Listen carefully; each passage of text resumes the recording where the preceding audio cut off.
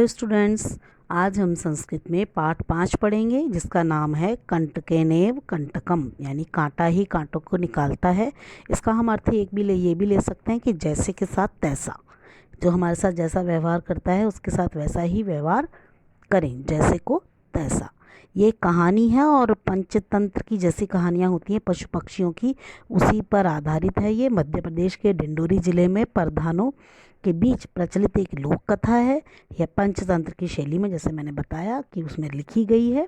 और इस कथा से ये स्पष्ट किया गया है कि अगर हम संकट में होते हैं तो अपनी चतुराई और अपने प्रयास से उससे बाहर निकल सकते हैं। जैसे को तैसा करके हम अपने को बचा सकते हैं। अब हम पाठ शुरू करते हैं। आसीत कश्चित चंचलो नाम व्याधः। एक चंचल नाम का शिकारी था। पक्षी मृगादीनां ग्रहणेन सह स्वकीयां जीविकां निर्वाहयति स्म।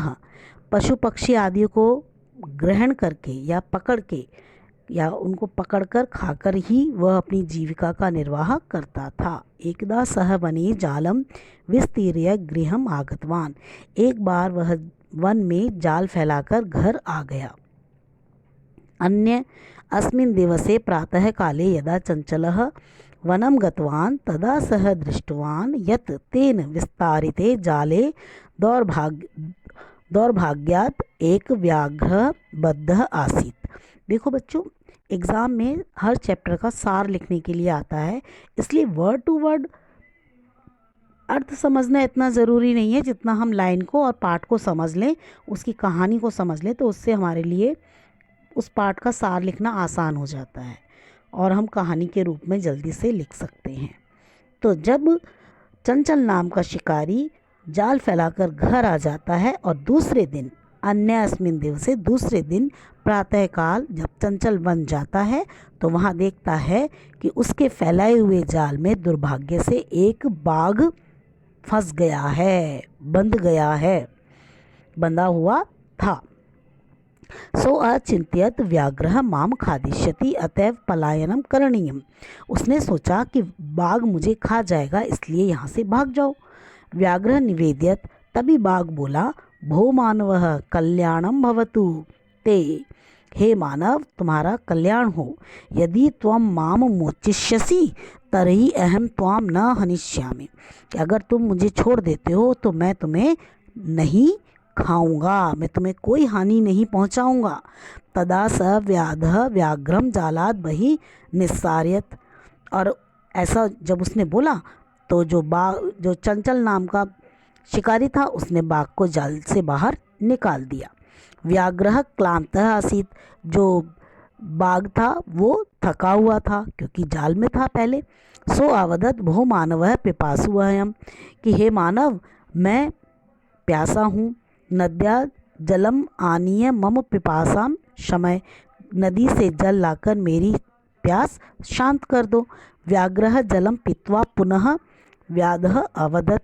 और पानी पीकर के, जो जल पीकर के बाघ ने शिकारी को कहा, शिकारी से बोला, शमय में पिपासा, कि अब मेरी प्यास है वो शांत हो गई है। सांप्रतम बुभुक्षितो अस्मि, अब मैं भूखा हूँ। इदानीम अहम त्वाम खादिष्यामि, इसलिए मैं तुम्हें खाऊंगा। चंचलः उक्तवान, चंचल बोला, अहम त्वम कृते धर्मम आचरितवान, मैंने तुम्हारे लिए धर्म का आचरण किया। त्वा मिथ्या भणितम, तुमने मुझे झूठ बोला। त्वम माम खादितुम इच्छसि, अब तुम मुझे खाना चाहते हो। व्याघ्र अवदत, बाघ बोला, अरे मूर्ख, शुद्धार्थाय किमपि अकार्यम न भवति। जो भूखा होता है उसके लिए कोई धर्म नहीं होता। सर्व स्वार्थ समीहते, सभी में स्वार्थ निहित होता है, यानी हमारे स्वार्थ के लिए हम कुछ भी कर सकते हैं। चंचलः नदी जलम अपृच्छत। अब चंचल जो बाघ शिकारी था वो, उसने नदी के जल से पूछा। नदी जलम अवदत, कि नदी के जल ने कहा, एवमेव भवति, ऐसा ही होता है। जनाः मयि स्नानं कुर्वन्ति वस्त्राणि प्रक्षालयन्ति तथा च मूत्रादिकं विसृज्य निवर्तते। कि ये बात सच है कि सभी स्वार्थी होते हैं, कि लोग मुझ में स्नान करते हैं, वस्त्र धोते हैं और मलमूत्र आदि का विसर्जन करते हैं। वस्तुतः सर्व स्वार्थम समयते, इसलिए सभी स्वार्थी होते हैं। अब चंचल वृक्षम उपगम्य अपृच्छ, चंचल शिकारी वृक्ष के पास गया और बोला, वृक्ष अवदत, वृक्ष बोला, मानवः अस्माकं छाया विरमन्ति, अस्माकं फलानि खादन्ति, पुनः कुठारै प्रहत्य अस्मभ्यं सर्वदा कष्टम ददति। वृक्ष ने भी कहा, मानव हमारी छाया में बैठते हैं, हमारे फल खाते हैं और फिर कुल्हाड़ी से हम पर प्रहार करते हैं और हमें कष्ट देते हैं। यत्र कुत्रापि छेदनम कुर्वन्ति, और हमें काट देते हैं। सर्वस्वार्थ समयते, सभी में सभी स्वार्थी होते हैं। समीपे एका लोमशिका बद्री गुल्मानां पृष्ठे नीलिना एताम वार्ता शृणोति स्मः। पास में ही एक लोमड़ी बेर की झाड़ियों के पीछे छिपकर ये सब सुन रही थी। सा सहसा चंचलम उपसृत्य कथयति, वो अचानक चंचल के पास आई और बोली, का वार्ता, क्या बात है? माम अपि विज्ञाप, मुझे बताओ। स अवदत्, अहम मात्सुरः अवसरे त्वं समागतवती, कि हे मौसी, तुम सही समय पर आई हो। मया अस्य व्याघ्रस्य प्राणः रक्षिता, मेरे प्राणों की रक्षा इस बाघ से करो, यानी मेरे प्राणों की रक्षा करो। परमम एषः मामेव खादितुम इच्छति, यह तो मुझे खाने की इच्छा रखता है। तदंतरम सह लोमशिकायै निखिलाम कथाम निवेदित, ऐसा कहकर उसने लोमड़ी को पूरी कहानी सुना दी। लोमशिका चंचलम अकथयत वाड़म त्वम जालम प्रसार्य, लोमड़ी ने चंचल से कहा, अच्छा तुमने जाल फैलाया।